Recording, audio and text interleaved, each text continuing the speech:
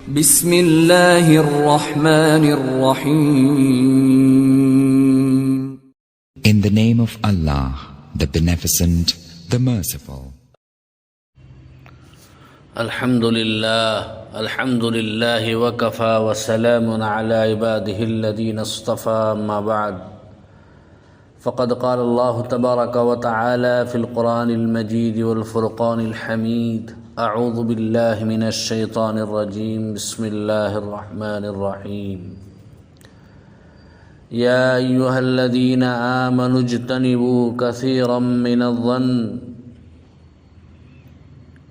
وعن أبي هريرة رضي الله عنه قال: قال رسول الله صلى الله عليه وسلم: إياكم والظن فإن الظن أكذب الحديث.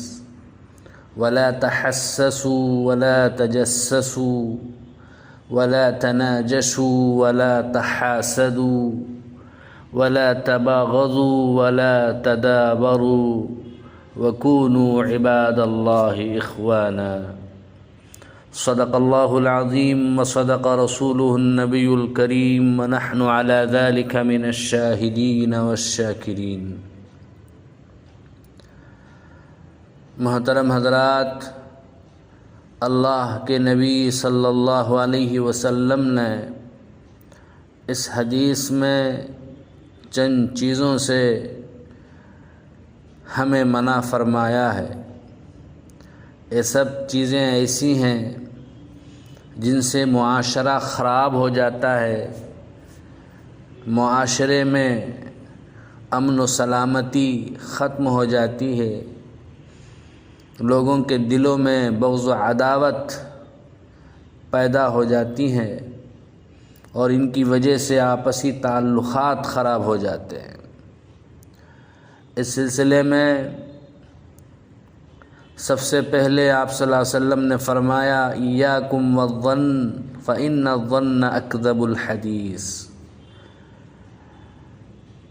اے لوگو، بدگمانی کرنے سے بچو، کیونکہ بدگمانی بدترین جھوٹ ہے. محترم حضرات، بدگمانی ایسی بیماری ہے کہ انسان اس میں مبتلا ہوتا ہے تو انسان کو کسی کے بارے میں بدگمانی ہو جاتی ہے کسی اختلاف کی وجہ سے، تو ہر کام میں اس کو اس کی برائی نظر آتی ہے. بہت سے نہ ہونے والی باتیں اس کی طرف منسوب کر دیتا ہے. اس کا اثر ظاہر پر بھی پڑتا ہے، دوسرے کی طرف سے بھی اس کا رد عمل ہوتا ہے، جس کی وجہ سے ایک دوسرے کے دل پھٹ جاتے ہیں، تعلقات ہمیشہ کے لیے خراب ہو جاتے ہیں. لوگ عام طور پر یہ سمجھتے ہیں زبان سے جھوٹی بات کہنا ہی گناہ ہے، وہی جھوٹ ہے، لیکن کوئی بھی کسی کے متعلق بدگمانی کرنے کو برا نہیں سمجھتا، جھوٹ نہیں سمجھتا. تو رسول اللہ صلی اللہ علیہ وسلم نے ہمیں اس پہ متنبہ فرمایا ہے کہ بدگمانی بھی بہت بڑا بلکہ سب سے بڑا جھوٹ ہے. دل کا یہ گناہ زبان والے جھوٹ سے کوئی کم نہیں ہے. اس لیے ہمیں کسی بھی مسلمان کے ساتھ ہرگز بدگمانی نہیں کرنی چاہیے. علامہ قرطبی علیہ الرحمہ فرماتے ہیں کہ ظن کی دو قسمیں ہیں. ایک ہے ظن محمود، یعنی کسی کے ساتھ اچھا گمان کرنا، اور ایک ہے ظن مذموم، بغیر کسی دلیل کے کسی کے ساتھ بدگمانی کرنا. اگر کسی کے اندر خیر کے آثار زیادہ ہوں، نیکیوں کی نشانیاں نمایاں ہوں، تو اس کے بارے میں بدگمانی کرنا جائز نہیں. ہاں، اگر کوئی شخص فاسق ہے، فاجر ہے، اس کا فسق و فجور، اس کا گناہ لوگوں میں مشہور ہے، تو اس کے متعلق بدگمانی کرنا جائز ہے، وہ ان بعض الظن اسم کے تحت داخل نہیں ہے۔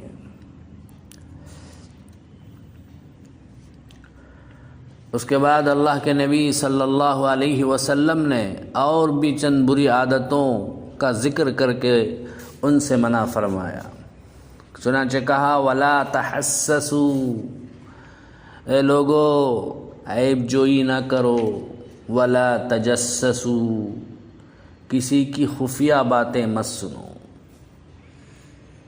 تحسسوا ولا تحسسوا ولا تجسسوا، دونوں کے معنی میں زیادہ فرق نہیں ہے، دونوں کا ایک ہی مطلب ہے کہ کسی کی عیب جوئی کرنا، کسی کی راز کی باتیں جاننا، لوگوں کے عیوب تلاش کرنا، ان کے کمزوریوں کے پیچھے پڑنا، یہ ناجائز ہے، ممنوع ہے۔ اس سے کئی معاشرتی خرابیاں جنم لیتی ہیں، کیونکہ ظاہر ہے انسان میں کوئی نہ کوئی برائی کمزوری ہوتی ہی ہے۔ اگر کوئی آدمی ہمیشہ دوسرے کی برائیوں کی تلاش میں لگ جائے تو چونکہ ہر آدمی کے اندر عیب اور کمزوری ہوتی ہی ہے، تو اسے ہر آدمی کے اندر کمزوری اور عیب نظر آئے گا، اور ایسے شخص کو اپنے سوا کوئی بھی اچھا معلوم نہیں ہوگا۔ رسول اللہ صلی اللہ علیہ وسلم نے اسی حقیقت کی طرف اشارہ کرتے ہوئے ابو داؤد کی روایت میں فرمایا ان اتبعت عورات الناس افسدتهم او کدت ان تفسدهم، اگر تم لوگوں کے عیوب تلاش کرنے میں لگ گئے تو سارے لوگوں کو خراب اور فاسد کر بیٹھو گے۔ اس لیے دوسروں کے عیوب کو تلاش کرنے سے ہمیں بچنا چاہیے، بلکہ اپنے عیوب کو تلاش کرنی چاہیے۔ کسی شاعر نے کیا ہی خوب کہا،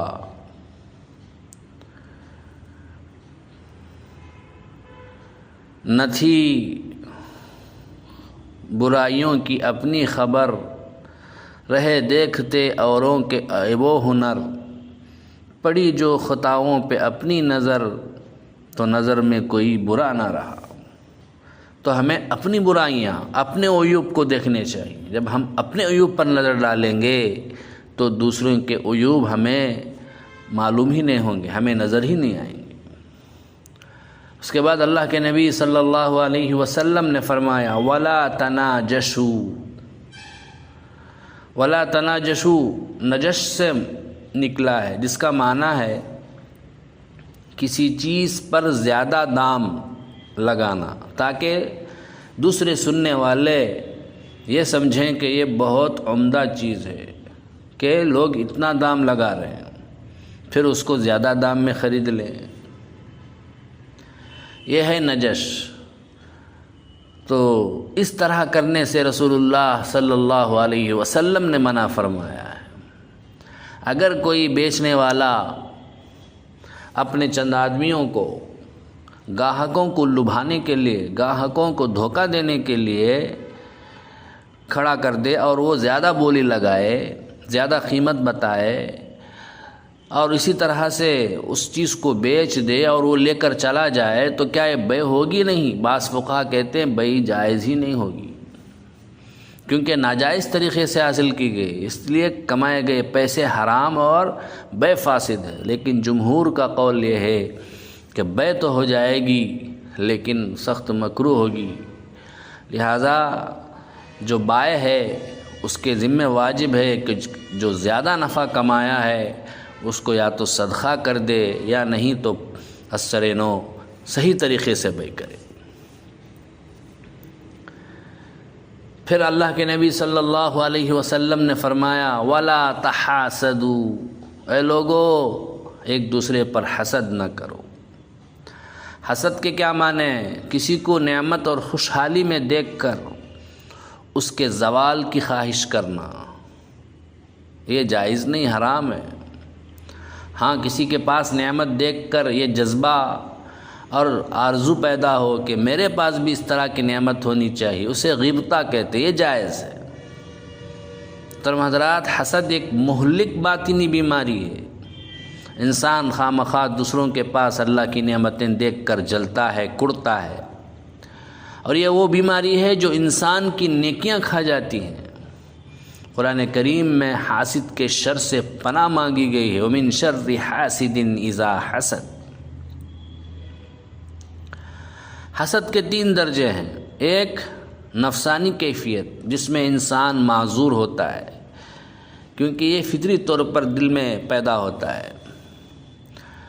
نمبر 2 نفس کے تقاضے پر عمل کرنا، اس میں انسان معذور یعنی گنہگار ہوتا ہے۔ نفس میں کسی کے سلسلے میں حسد پیدا ہو جائے، اس کے تقاضے پر عمل شروع کر دے تو اب وہ گنہگار ہوگا۔ نمبر 3 نفس کے تقاضے کی مخالفت، اس میں انسان ماجور ہوتا ہے یعنی اسے ثواب دیا جاتا ہے۔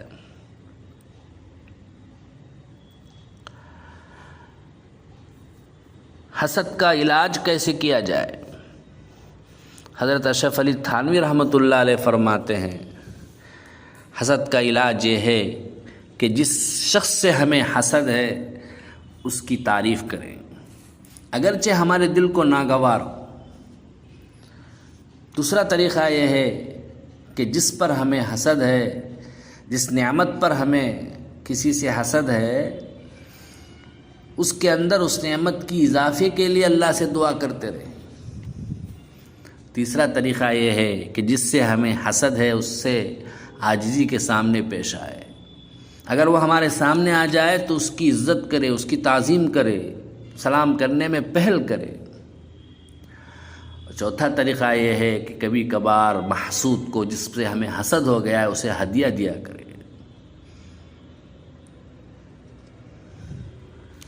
اس کے بعد آپ صلی اللہ علیہ وسلم نے فرمایا وَلَا تَبَاغَضُوا، ایک دوسرے سے بغض اور عداوت مت رکھو۔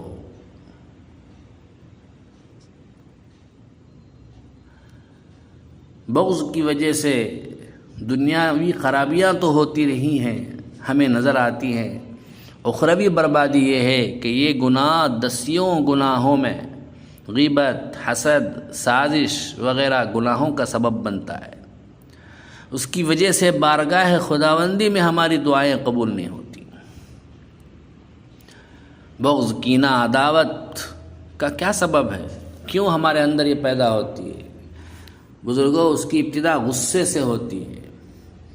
جب آدمی کسی وجہ سے غصے کے تقاضے پر عمل نہیں کر پاتا تو یہی غصہ کینے میں تبدیل ہو جاتا ہے۔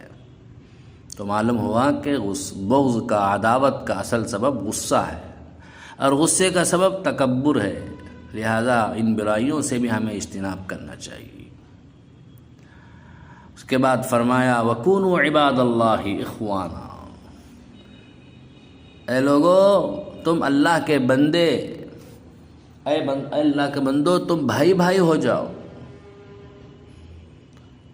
یہ حکم مثبت پہلو سے دیا گیا ہے کہ مذکورہ خرابیاں وجود میں نہ آنے کے لیے ضروری ہے کہ تم ایک دوسرے کو بھائی سمجھو۔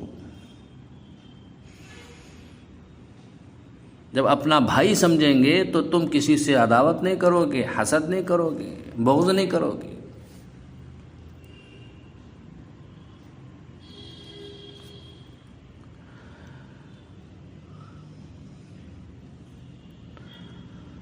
بغض و عداوت کے بارے میں ایک حدیث میں ہے، اللہ کے نبی صلی اللہ علیہ وسلم نے فرمایا تفتح ابواب الجنت یوم الاثنین و یوم الخمیس فیغفر لکل عبد لا یشرک باللہ شیئا۔ ہر پیر اور جمعرات کو جنت کے دروازے کھولے جاتے ہیں اور ہر شخص کی بخشش کر دی جاتی ہے جو اللہ کے ساتھ شرک کرنے والا نہ ہو، لیکن اس شخص کا معاملہ ملتوی کر دیا جاتا ہے جس کی کسی دوسرے مسلمان سے عداوت ہو۔ یہ کہہ دیا جاتا ہے انذروا ھذین حتی یصطلحا، ان کو صلح کرنے دو یہاں تک کہ وہ، ان کو چھوڑ دو یہاں تک کہ وہ صلح کر لیں۔ تو بزرگوں، بغض و عداوت بہت منحوس چیز ہے، اس کی وجہ سے انسان اللہ کی مغفرت سے محروم ہو جاتا ہے۔ اگر کسی پر غصہ آئے تو اس کو پال کر بغض اور دشمنی نفرت میں تبدیل نہیں کرنا چاہیے، بلکہ جلد از جلد اس کا ازالہ کرنا چاہیے، صلح صفائی کر کے بغض و عداوت کو ختم کرنا چاہیے، غصے کو پی لینا چاہیے۔ ذاتی معاملات میں غصے کے تقاضے پر عمل کرنے سے رک جانا بڑی فضیلت اور سعادت کی بات ہے۔ قرآن کریم میں اللہ کے مقبول بندوں کی صفات بیان کرتے ہوئے فرمایا گیا وَالْكَاظِمِينَ الْغَيْظَ وَالْعَافِينَ عَنِ النَّاسِ، کہ وہ اللہ کے بندے مقبول بندے وہ ہیں جو غصے کو پی جاتے ہیں، لوگوں کو معاف کر دیتے ہیں۔ ایک روایت میں ہے ایک مرتبہ جناب رسول کریم صلی اللہ علیہ وسلم نے صحابہ کرام سے پوچھا تم لوگوں میں سب سے بڑا پہلوان کسے سمجھتے ہو؟ صحابہ نے جواب دیا ہم تو اسے سب سے بڑا پہلوان سمجھتے ہیں جس کو کشتی میں کوئی پچھاڑ نہ سکے۔ اس پر نبی کریم صلی اللہ علیہ وسلم نے فرمایا لیس بذلک ولکنہ الذی یملک نفسہ عند الغضب، وہ پہلوان نہیں ہے بلکہ اصل طاقتور وہ شخص ہے جو غصے کے وقت اپنے آپ پر قابو رکھ لے۔ بیہقی کی روایت ہے آپ صلی اللہ علیہ وسلم نے فرمایا من کظم غیظا وهو قادر علی ان ینفذہ، جو شخص غصے کے باوجود اس کے تقاضے پر عمل کرنے کی قدرت کے باوجود غصے کو پی جائے تو اللہ تعالیٰ اسے قیامت کے دن تمام مخلوقات کے سامنے بلائے گا، دعاہ اللہ علی رؤوس الخلائق یوم القیامہ حتی یخیرہ من ای حور شاء، اور اسے اختیار دے گا کہ جنت کی جس حور کو چاہے پسند کرے۔ اس کے بعد آپ صلی اللہ علیہ وسلم نے فرمایا ولا تدابروا، ایک دوسرے سے پیٹ مت پھیرو، ایک دوسرے سے قطع تعلق مت رکھو۔ بزرگوں اور دوستو، ترک تعلق کرنا، ایک مسلمان کا دوسرے مسلمان سے تعلق توڑ لینا منع ہے، ممنوع ہے۔ ایک حدیث میں ہے آپ صلی اللہ علیہ وسلم نے فرمایا لا يحل للرجل ان يهجر اخاه فوق 3 لیال، کسی مسلمان کے لیے اپنے بھائی سے 3 دن سے زیادہ قطع تعلق کرنا حرام ہے۔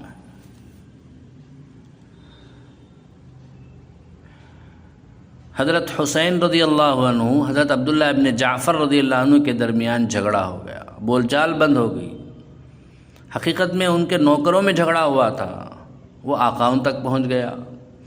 تیسرے دن حضرت عبداللہ ابن جعفر رضی اللہ عنہ نے حضرت حسین رضی اللہ عنہ کو پرچہ لکھا جس میں ان کے فضائل لکھے کہ آپ رسول اللہ صلی اللہ علیہ وسلم کے نواسے ہیں، آپ جنت کے جوانوں کے سردار ہیں، آپ بڑے باپ کے بیٹے ہیں، آپ علم و فضل میں سب سے بڑے ہوئے ہیں۔